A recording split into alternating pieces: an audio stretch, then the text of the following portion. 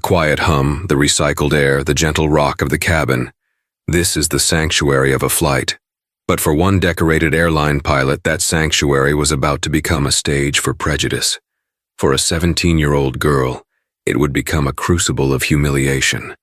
And for a local cop, it was a chance to be a hero. None of them knew that their paths were colliding with a force far greater than they could imagine. What happens when a simple accusation born from suspicion spirals into a national incident? And what happens when the mother of the accused teenager arrives, and she's the one person you never ever want to see when you've broken the law? Stay with us for a story of power, prejudice, and karma so swift and so complete, it will leave you speechless. Captain Arthur Sterling believed in order. He believed in the clear, sharp lines of a flight plan, the crisp crackle of air traffic control, and the unwrinkled collar of his pilot's uniform. For 32 years he had been the master of his domain, a pressurized aluminum tube soaring through the stratosphere. His cockpit was a sanctuary of control, his authority absolute. He had flown presidents, celebrities, and titans of industry. He had weathered storms that could tear the wings off a lesser man's aircraft and navigated landings in zero-visibility fog. Arthur Sterling was not just a pilot. He was a guardian of the skies, a man whose intuition was as finely tuned as his jet's navigational systems. Or so he told himself. Today's flight, a routine cross-country journey from Los Angeles to Washington, D.C., was smooth. The air was clear, the winds were favorable. From his elevated perch, he could see the patchwork quilt of America unfurling below. Yet a subtle disquiet gnawed at him. It hadn't come from the instrument panel or a report from the cabin crew, but from the passenger manifest he'd briefly scanned during his pre-flight checks. A name had stuck out, not for what it was, but for its placement. A last-minute booking, one way, in seat 17B. His unease, however, truly began an hour into the flight. During his mandated walkthrough of the cabin, a practice he maintained more for presence than procedure, his eyes landed on the occupant of 17B. She was a young black girl, maybe 16 or 17. She was dressed in unassuming clothes, a dark hoodie, the hood down, and jeans. But it was her intensity that snagged his attention. She was hunched over a thick, leather-bound notebook, her pen flying across the page with a feverish energy. She wasn't looking out the window, watching a movie, or listening to music. She was consumed by the book. Arthur slowed his pace, his professional smile tightening slightly. He saw strange, complex drawings filling the pages. They weren't doodles of flowers or cartoon characters. They were intricate geometric patterns, full of sharp angles, connected by webs of lines and what looked like annotations, numbers and symbols he couldn't decipher. Her brow was furrowed in concentration, her eyes darting back and forth. Every so often she would glance up, not at the people around her, but at the very structure of the airplane itself.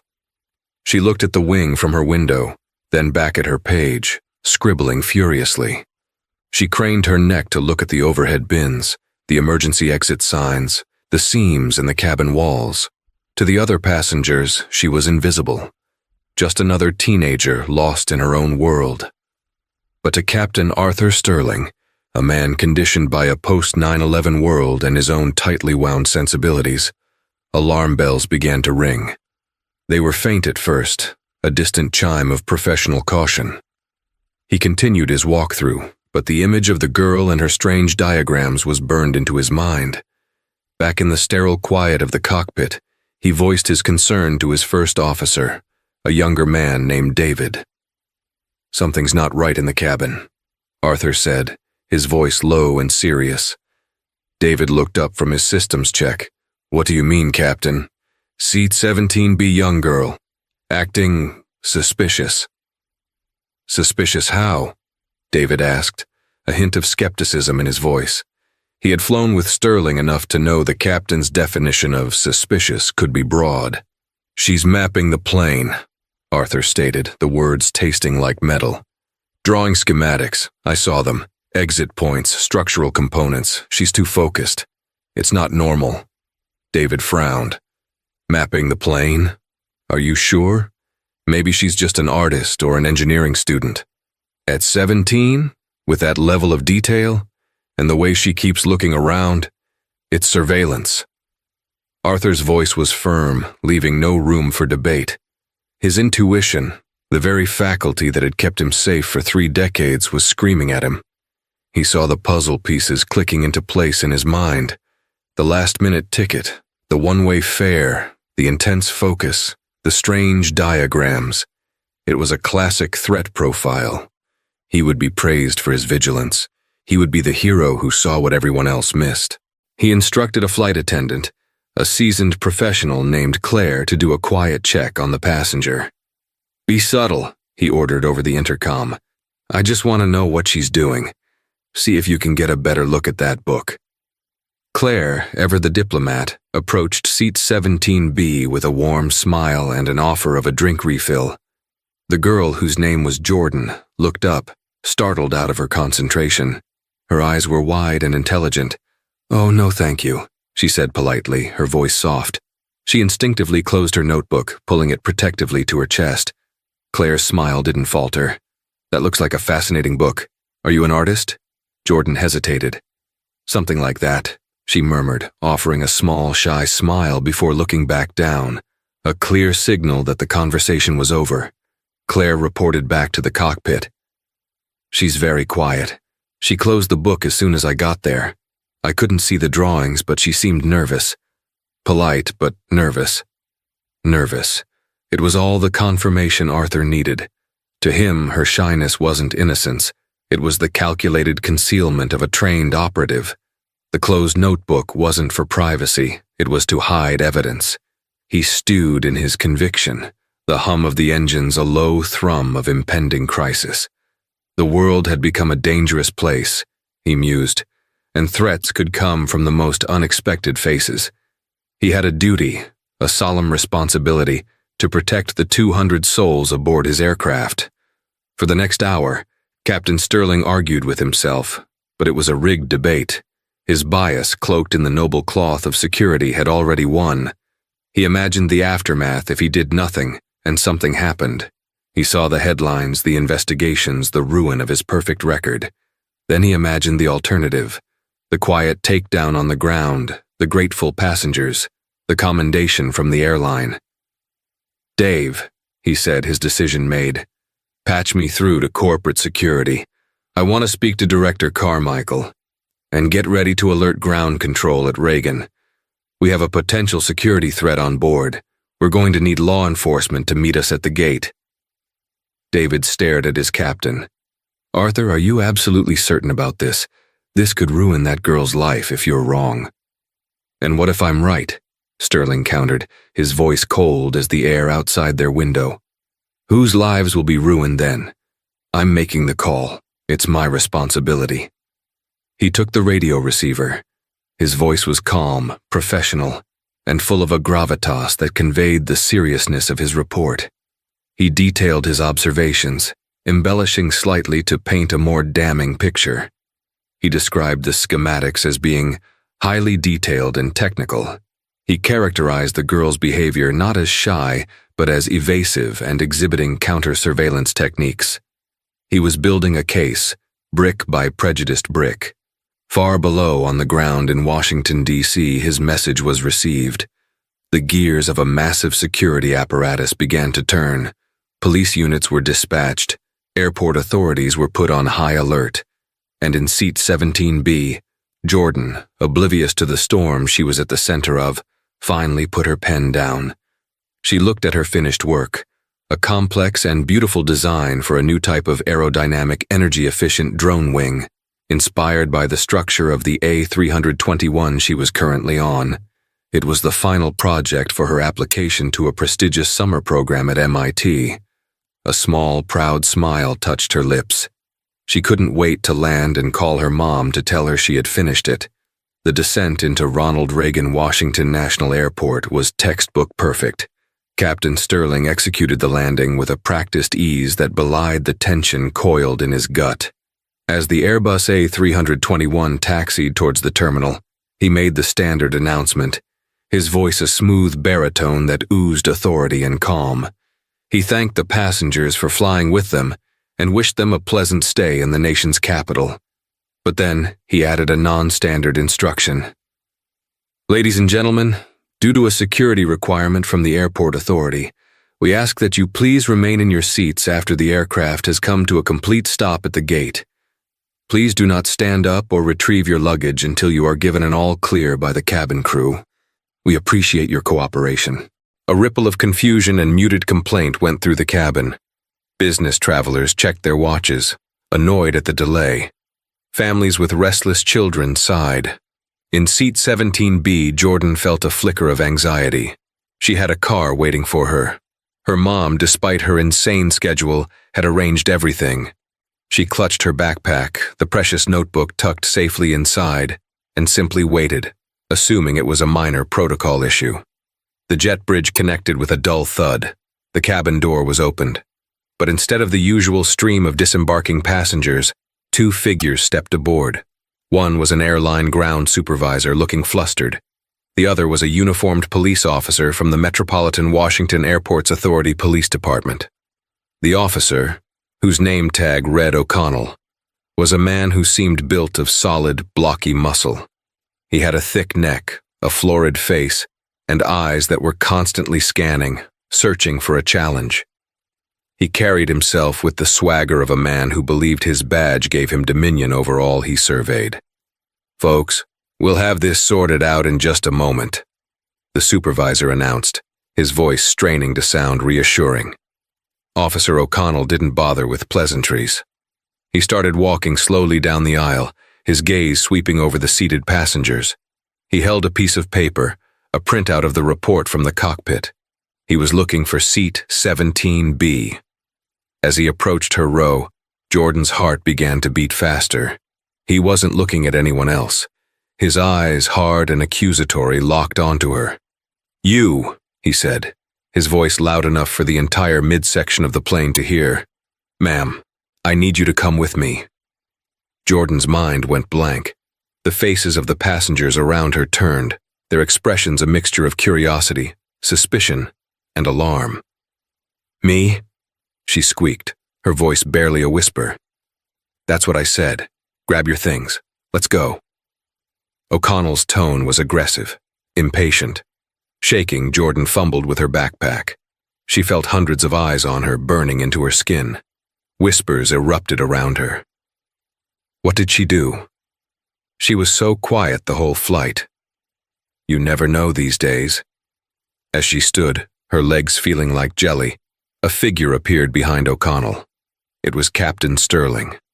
He had emerged from the cockpit, his pilot's hat firmly on, his face a mask of grim duty. He stood with his arms crossed, observing the scene he had set in motion. He gave O'Connell a slight, almost imperceptible nod. He was the accuser and the judge presiding over the verdict. "Officer, what is this about?" Jordan asked, finding a sliver of courage. "I haven't done anything.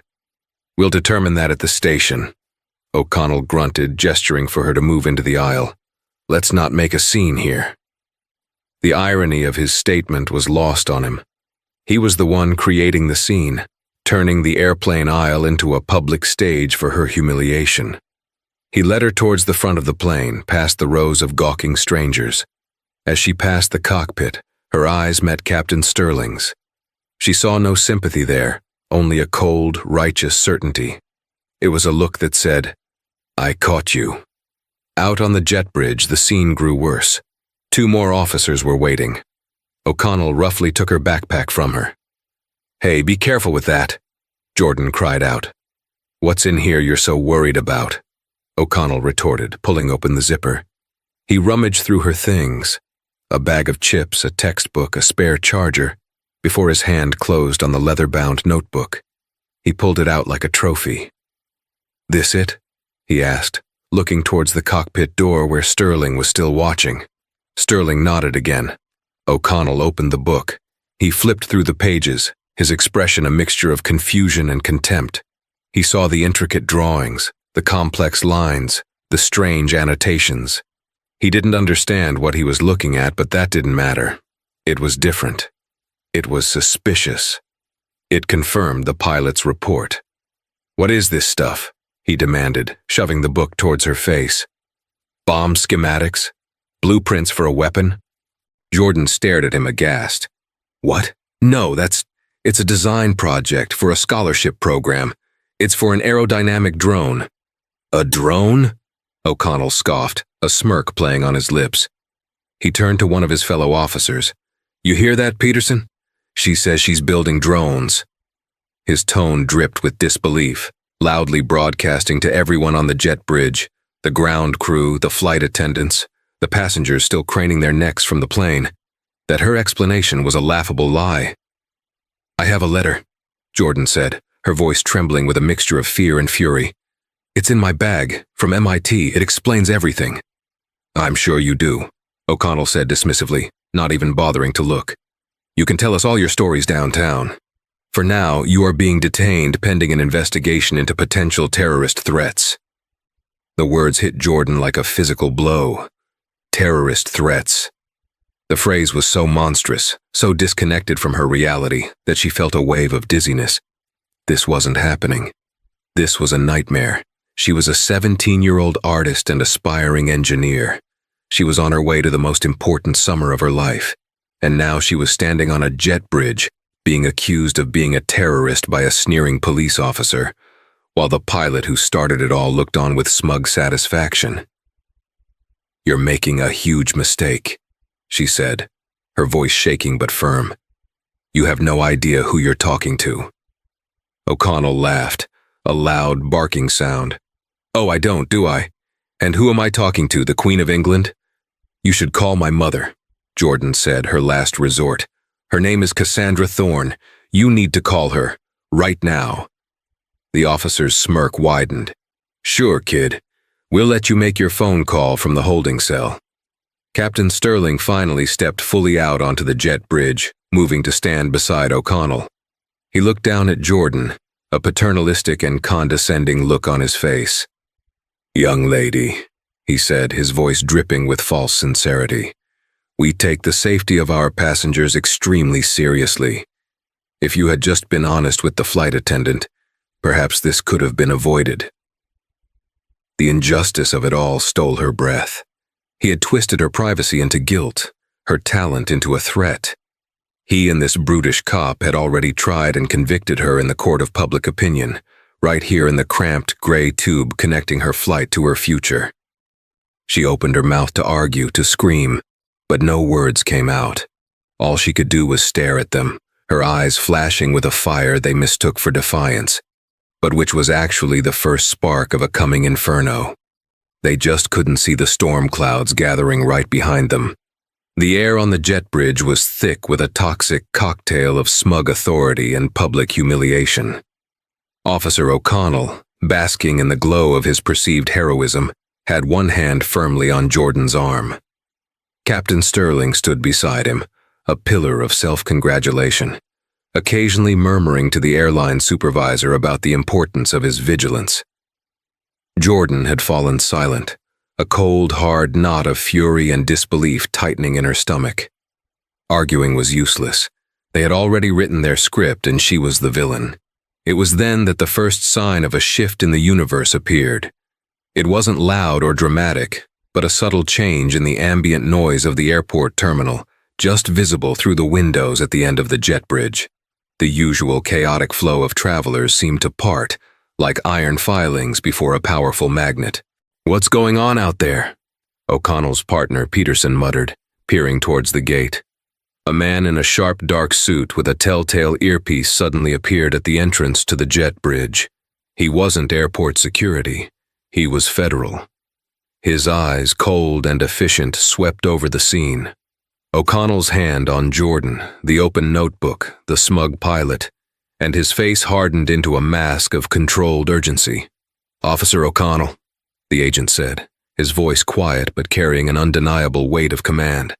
O'Connell, annoyed at the interruption to his power trip, puffed out his chest. "Yeah, that's me. This is a secure scene, pal. Who are you?" "I'm Special Agent Davies," the man replied, flashing his credentials so quickly O'Connell barely had time to register the seal. You need to release the girl. Now. O'Connell scoffed. Release her? On whose authority? I'm acting on a credible report from the captain of this aircraft of a potential terrorist threat. This scene is my jurisdiction. Captain Sterling stepped forward, ready to back up his star witness status. Officer, I can assure you this individual was exhibiting highly suspicious behavior. Agent Davies cut him off with a single icy glare that seemed to freeze the words in the pilot's throat. His focus returned to O'Connell. Officer, you are mistaken about your jurisdiction, and you are mistaken about the threat. His voice dropped even lower. You are making a catastrophic error. Let go of the girl. That is not a request. A second and then a third dark-suited agent appeared behind Davies, effectively blocking the jet bridge. The atmosphere changed instantly. The casual authority of a local cop was suddenly eclipsed by a palpable federal power. O'Connell's bravado began to falter, replaced by a flicker of confusion and unease. This was not the simple, open and shut case he had envisioned. And then she appeared. Parting the agents like the Red Sea, a woman strode onto the jet bridge. She was tall and elegant, dressed in a tailored navy blue pantsuit that spoke of power and purpose. Her hair was styled in a severe, immaculate bun, and her face, though etched with concern, was composed and formidable. She moved with a silent, ground-devouring grace that commanded the attention of everyone present. The air crackled around her. She didn't look at the agents or the pilot. Her eyes, sharp and piercing as a hawk's, went straight to Jordan, still in O'Connell's grasp. A flash of raw, maternal fury crossed her features before being instantly suppressed, replaced by an unnerving calm. "Jordan, are you all right?" she asked, her voice a low, controlled force of nature. Jordan's composure finally broke. "Mom," she breathed, the word a mix of relief and anguish. O'Connell stared, dumbfounded. Mom? This was the mother the girl wanted him to call. He had pictured some hysterical woman on the other end of a phone, not this intimidating presence. The woman's gaze shifted from her daughter to Officer O'Connell's hand on Jordan's arm. She didn't raise her voice. She didn't have to. "Get your hand off my daughter," she said. It was a statement of fact, not a command. "The sun rises in the east, water is wet. You will remove your hand from my child." O'Connell, flustered and suddenly feeling deeply out of his depth, instinctively let go. Jordan rushed forward, and her mother wrapped a protective arm around her, pulling her close. Captain Sterling, ever the one to misread a room, decided this was his moment to reassert control and explain the situation to the girl's clearly influential mother. "Ma'am," he began, stepping forward with a patronizing air, "I am Captain Arthur Sterling. I understand this may be upsetting, but your daughter's actions on my flight were a significant security concern. I made a judgment call to protect my passengers." The woman turned her head slowly to face him. She looked him up and down, her gaze so dissecting that Sterling felt like a specimen under a microscope. The temperature on the jet bridge seemed to drop 20 degrees. "You're the pilot?" she asked, her voice dangerously soft. "I am the captain, yes," Sterling said proudly. "And you," she said, her eyes flicking to Officer O'Connell, who suddenly looked like a schoolboy caught cheating. "You are the officer in charge here?" Yes, ma'am. Officer Kevin O'Connell," he stammered. "We were just following procedure." The woman gave a short, mirthless laugh that held no humor. "Procedure," she repeated, the word sounding like an obscenity on her lips. She looked at Agent Davies. "Do they know?" Davies shook his head. "No, ma'am. They refused to listen." The woman straightened to her full height. She reached into her jacket and pulled out a leather wallet containing her credentials. She didn't flash it. She held it open for both O'Connell and Sterling to see clearly. The bold gold lettering was unmistakable. The eagle seal seemed to glitter under the harsh fluorescent lights. Federal Bureau of Investigation. Cassandra Thorne, Director. Time seemed to stop. The blood drained from Officer O'Connell's face, leaving it a pasty, blotchy white. He looked from the ID to the woman's face and back again. His mouth opened and closed, but no sound came out. He was literally speechless. Captain Sterling froze mid-pompous breath. His mind, which had been so certain, so righteous, short-circuited. The pilot, the cop, the mother, the director of the FBI. The pieces of the puzzle he thought he had assembled so perfectly shattered into a million fragments. He looked at the powerful woman in the suit, then at the teenage girl she held protectively, and then at the notebook which Agent Davies was now gently taking from O'Connell's paralyzed hand. Director Cassandra Thorne let the silence hang in the air for a few moments longer, letting the full weight of their blunder crush them. "Captain Sterling," she said, her voice now like chips of ice. "Officer O'Connell, you weren't following procedure. You were indulging in prejudice. And in doing so, you have not only terrorized my 17-year-old daughter, but you have stumbled into the middle of a national security operation in a way you cannot possibly comprehend." She paused, letting the words sink in. "Your mistake wasn't just huge, it was monumental." The jet bridge, once a stage for O'Connell and Sterling's self-important drama, had transformed into a silent, cavernous space where their careers were coming to die. The gawking passengers on the plane had been ushered off through a rear service door, leaving the key players isolated in the sterile, gray tube. Director Cassandra Thorne stood as the epicenter of a chilling calm, her arm still anchored to her daughter, Jordan. Agent Davies and his team formed a quiet, imposing perimeter. O'Connell, his face clammy with sweat, finally found his voice, though it was a reedy, pathetic version of his earlier bravado. "Director Thorne, I had no idea. We were responding to a report from the captain. He said she was drawing schematics of the plane." Director Thorne's gaze was relentless. "Show me," she commanded, nodding towards the notebook now held by Agent Davies. Davies handed the leather-bound book to his director. Cassandra opened it, her expression softening almost imperceptibly as she looked at the pages. She saw not schematics of destruction, but elegant flowing designs born of a mind she knew better than anyone. She saw her daughter's genius, her passion, her future. She turned the book around for O'Connell and Sterling to see. "You call these bomb schematics?" she asked, her voice dangerously level.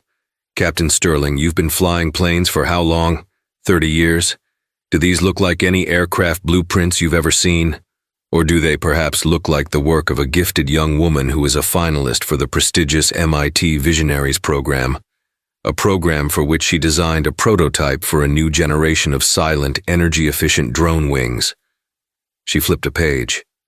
"This annotation you found so suspicious," she pointed. "That's a fluid dynamics equation. And this?" She pointed again. "This is a note to herself about biomimicry, inspired by the wing of a dragonfly. My daughter was on this flight to attend the final round of interviews for a full scholarship. This notebook, which you treated like a terrorist's manifesto, holds the key to her entire future." Sterling stared at the drawings, his mind refusing to process what he was seeing. He saw now that they were beautiful, artistic even, but his conviction had been so absolute, his pride so deeply invested, that admitting his error felt like a physical impossibility. "But her behavior, the secrecy," he stammered, clinging to the wreckage of his justification. This was the moment Director Thorne had been waiting for. This was the part they could never have understood. Her face lost all trace of maternal concern and became the face of the director of the Federal Bureau of Investigation dealing with a catastrophic breach. "Her secrecy, Captain," she said, her voice dropping to a near whisper that was more terrifying than any shout, "was because she was following my direct orders. My daughter was traveling under a low-profile protocol. No first-class ticket, no fanfare. Just a girl on a plane. Because my family, Captain Sterling, is currently the subject of a credible death threat from the Makarov syndicate." The name landed in the space between them with the force of a body blow. Even O'Connell, a local airport cop, had heard of the Makarov syndicate. They were a brutal, transnational criminal organization involved in everything from arms trafficking to cyber terrorism. They were ghosts, notoriously difficult to pin down. Director Thorne continued, her words precise and devastating. For the last 18 months, the FBI has been running Operation Nightfall, a multi-agency effort to dismantle the Makarov leadership. We are closer than we have ever been. 2 weeks ago, their lead enforcer was apprehended in a raid, and in response, they issued a direct threat. They would target my family, specifically my daughter. She looked directly at Sterling. So, yes, she was quiet. Yes, she was protective of her belongings. Yes, she was probably nervous. She's a 17-year-old girl who knows her life is in danger. She was doing exactly as she was trained to do by my security detail. Blend in, draw no attention, and communicate with no one unless absolutely necessary. She then turned her Arctic gaze on O'Connell. And your procedure, officer involved creating a loud public spectacle at the primary arrival gate. You announced to everyone within earshot that you were detaining a potential terror suspect. You created the one thing my security team has worked for months to avoid. A scene. You put a massive spotlight on my daughter. Agent Davies stepped forward. Director, a communication from the syndicate was intercepted 40 minutes ago. It was posted on a dark web forum we monitor. It mentions a commotion at Reagan. It includes a passenger's cell phone picture of Jordan being accosted by Officer O'Connell. Jordan physically recoiled, burying her face in her mother's shoulder. The full weight of what had happened crashed down upon her. This wasn't just about humiliation anymore. This was about her life. Director Thorne's control was absolute, but a fire blazed in her eyes. So let me be perfectly clear, she said to the two pale, trembling men. Your vigilance did not stop a threat. Your vigilance created one. You blew my daughter's cover. You compromised a federal security protocol. You alerted a violent criminal organization to her exact location and appearance. You took a situation that was under control and threw a grenade into the middle of it. She took a breath, letting the silence stretch. The good news, she said with savage irony, is that you've also given Operation Nightfall an unexpected advantage. The syndicate thinks you are all incompetent local yokels. They will underestimate us. My teams are already using the data from that post to triangulate the source. Your blunder may have inadvertently helped us, but that does not in any way excuse it. She looked from Sterling's ashen face to O'Connell's quivering lip. You wanted to be heroes today. You wanted to stop a terrorist. Instead, you became the unwitting accomplices of the very people you swore to protect this country from. You weren't just wrong. You were dangerously, catastrophically, and unforgivably wrong. Sterling finally seemed to understand the chasm that had opened up beneath his feet. It wasn't just his job on the line. It wasn't just a lawsuit. He had, through his own arrogance and prejudice, endangered the child of the most powerful law enforcement officer in the country and nearly derailed a major national security operation.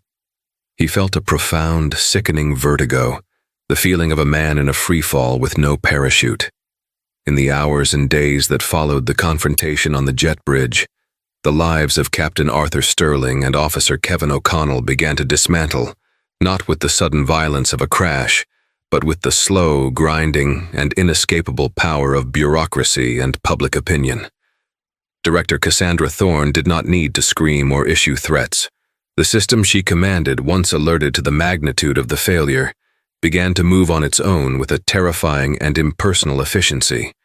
For Captain Sterling, the first blow came before he even left the airport. He was met not by grateful airline executives, but by a stony-faced delegation consisting of the airline's chief of operations, its general counsel, and a grim-looking representative from the Federal Aviation Administration, FAA. He was not asked for his version of events. He was debriefed in a cold, sterile conference room. He was ordered to surrender his flight credentials and his airport ID. He was informed he was on immediate, indefinite, unpaid suspension pending a full investigation. The airline, panicked at the prospect of a multi-billion-dollar lawsuit and the public relations nightmare of being seen as the employer of a reckless, prejudiced pilot who had endangered the FBI director's daughter, moved with lightning speed to distance itself. Within 24 hours, their PR department issued a public statement. It spoke of a regrettable incident, an employee who failed to follow established protocols and acted on personal bias, and offered a profound and unreserved apology to the Thorne family. They announced a top-to-bottom review of their security and sensitivity training. Arthur Sterling's name wasn't mentioned, but it didn't need to be. He was the ghost haunting every line of the press release. His professional world crumbled. The pilots' union, which he had paid dues to for over 3 decades, assigned him a lawyer who, after one conversation, advised him to brace for the worst. His intuition, which he had long touted as his greatest asset, was now being dissected as a clear pattern of discriminatory behavior. Past incidents, previously dismissed as minor complaints, were re-examined. There was the time he insisted on extra security screening for a group of Sikh men, the time he reported a passenger for acting suspiciously while praying in Arabic, the time he had a Latino family's luggage searched because they were speaking excitedly in Spanish. A mosaic of bigotry, once ignored, was now being presented as Exhibit A in the case against him. The FAA investigation was even more ruthless. It was not about his prejudice. It was about his judgment. The official report, leaked to the press weeks later, was scathing. It concluded that Captain Sterling had demonstrated a profound and dangerous lack of professional judgment, had fabricated details in a security report to law enforcement, and had acted recklessly, endangering passengers and crew by creating a needless and chaotic confrontation. The final recommendation was unequivocal: the permanent revocation of his airline transport pilot license. At 58 years old, Arthur Sterling's career was over. The sky, his lifelong kingdom, was now closed to him forever. For Officer Kevin O'Connell, the fallout was just as devastating but more localized. The Metropolitan Washington Airports Authority Police Department, MWAPD, desperate to avoid the wrath of the FBI, immediately threw him under the bus.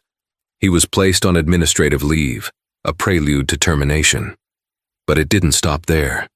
Director Thorne, in her official capacity, had requested a federal review of the MWAPD's training, procedures, and past conduct. FBI agents, the very people O'Connell had dreamed of impressing, descended on his small department. They interviewed his colleagues, reviewed his arrest records, and analyzed his body cam footage from previous encounters.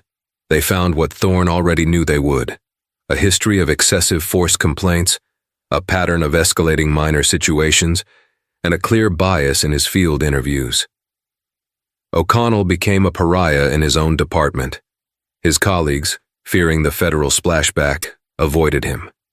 The hero cop who had strutted onto the jet bridge was now seen as a liability, a walking embodiment of everything wrong with their unit. His partner, Peterson, gave a sworn statement that he had felt O'Connell was overly aggressive from the start. The thin blue line, he discovered, was permeable when faced with the full weight of the Federal Bureau of Investigation. He tried to fight it. He claimed he was just a scapegoat, a simple cop doing his job based on what he was told by a veteran airline captain. But no one was listening. The body cam footage from the jet bridge was damning. It captured his sneering disbelief, his refusal to even look at Jordan's letter, his sarcastic and unprofessional remarks. It was a masterclass in how not to conduct a stop. Both men were savaged in the media. Their names and faces were plastered everywhere. They became symbols of racial profiling. Talk shows debated their actions. News articles dissected their backgrounds. They were turned into caricatures of white authority run amok.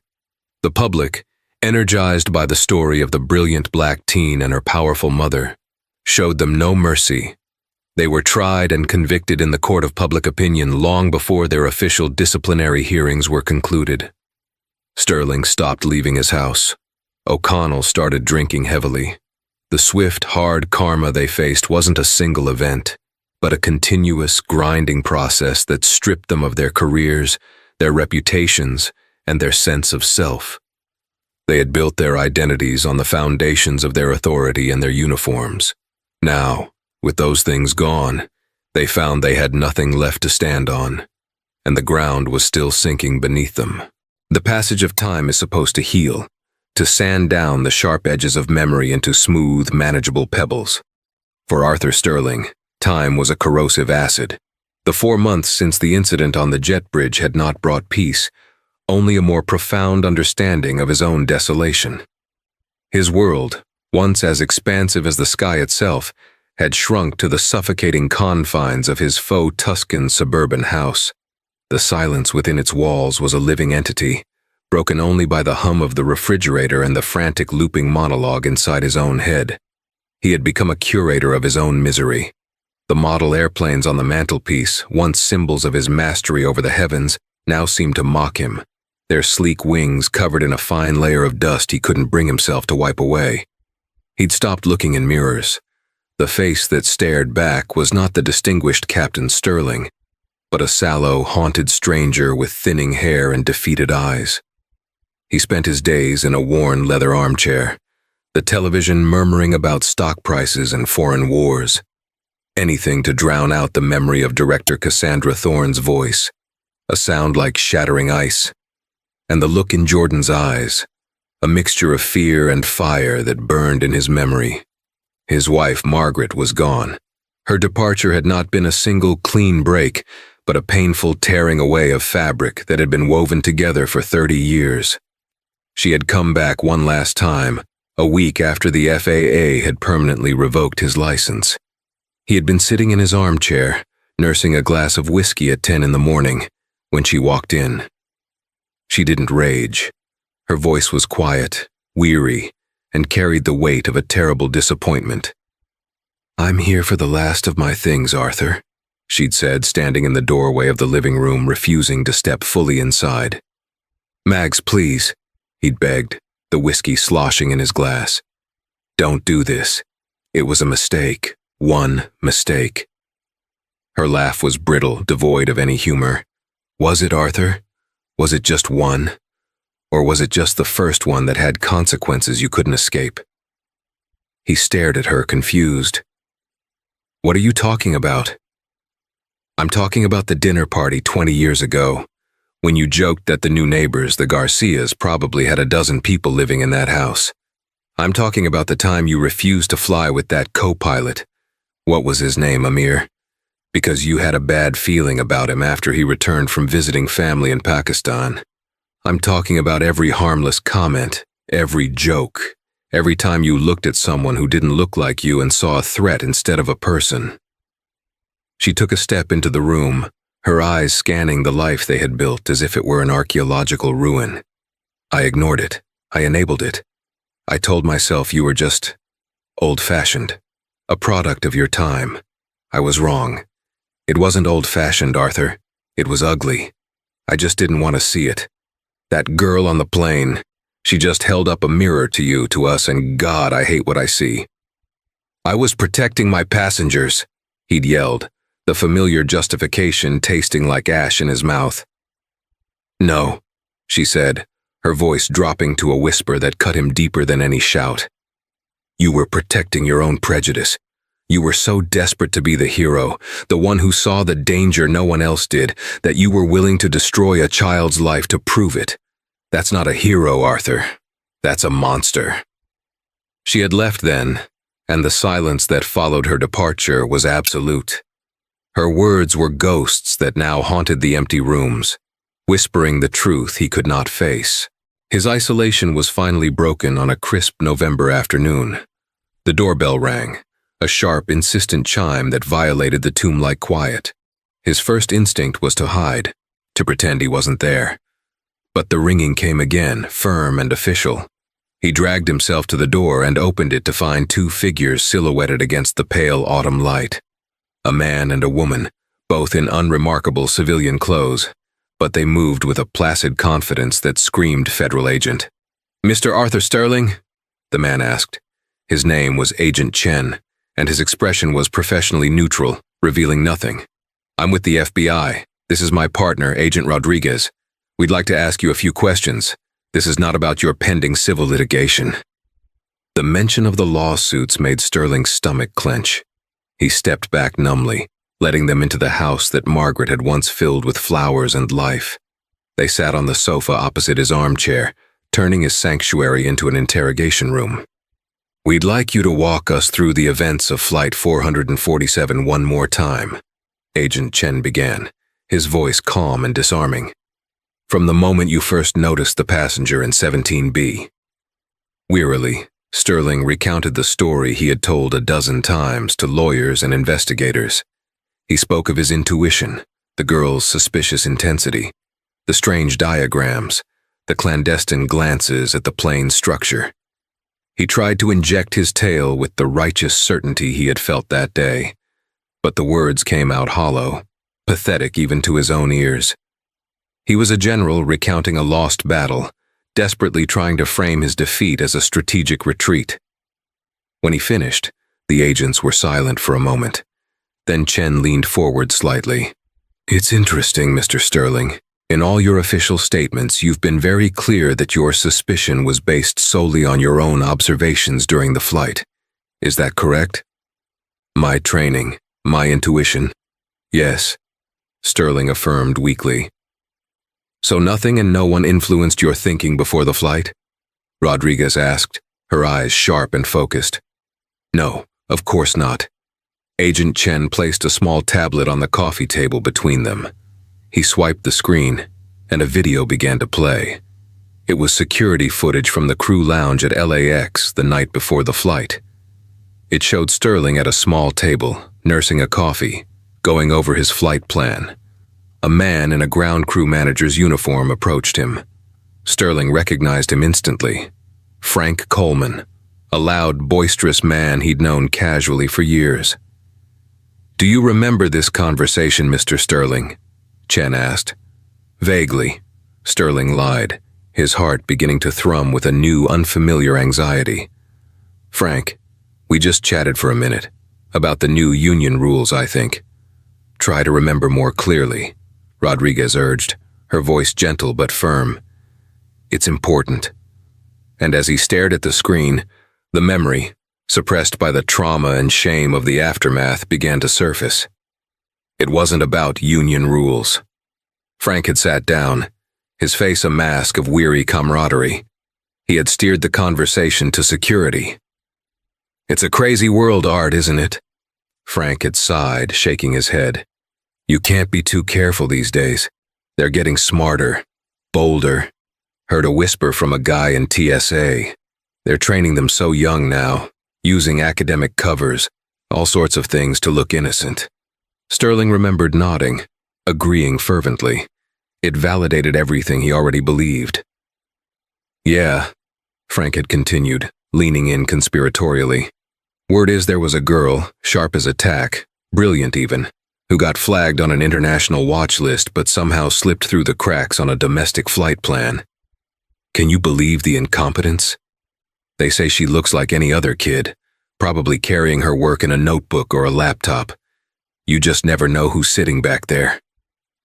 The memory hit Sterling with the force of a physical blow. He hadn't sought out the threat. The threat had been gift-wrapped and handed to him. The seed had been planted in the fertile, prejudiced soil of his mind. He looked up from the tablet, his face pale. He was talking about her? "He was talking about a phantom he created for you, Mr. Sterling," Agent Chen said, his voice losing its gentle edge. "Frank Coleman has a $30,000 gambling debt owned by a collector for the Makarov Syndicate. For the last 2 years, he has been a paid informant, feeding them information. When Director Thorne's team got close to their leadership, the syndicate ordered a public incident involving her family. They wanted to rattle her, to discredit her by making her seem unable to protect her own. Agent Rodriguez took over. They studied you, Mr. Sterling. They knew your record. They knew your propensity for vigilance.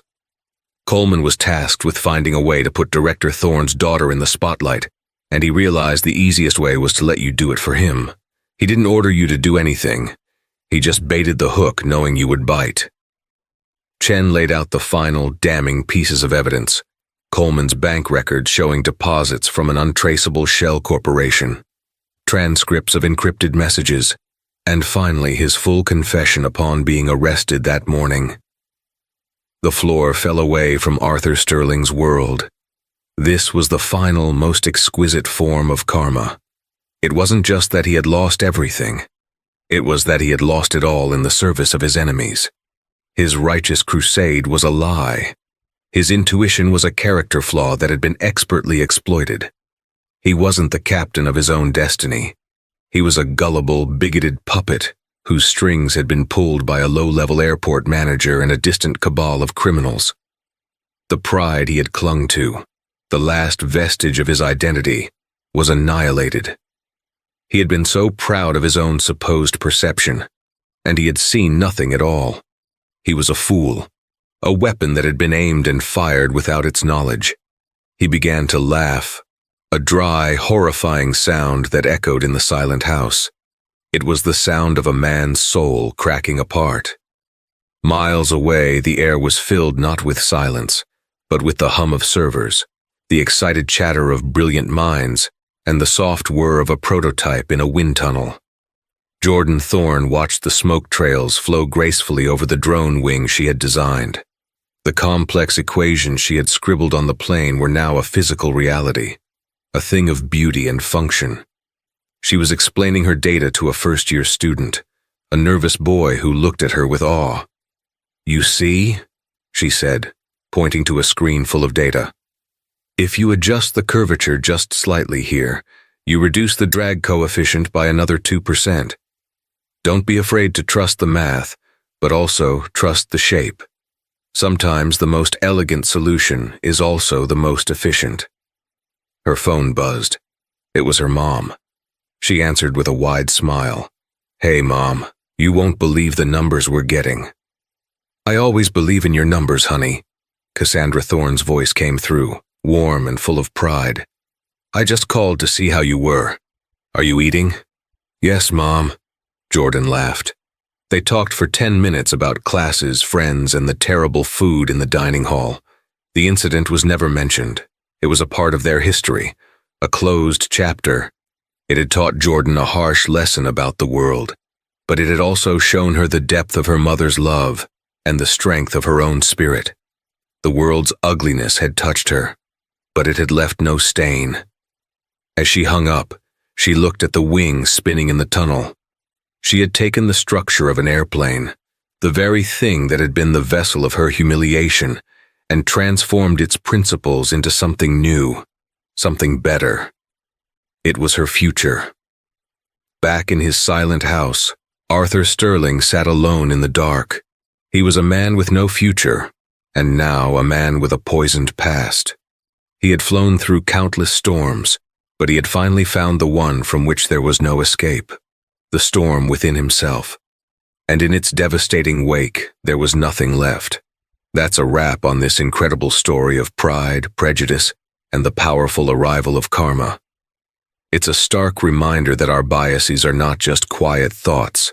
They can be weapons, sometimes wielded by us, and sometimes, as we saw with Captain Sterling, used against us by forces we can't even see. The pilot and the officer thought they held all the power, only to discover they were standing in the shadow of a giant.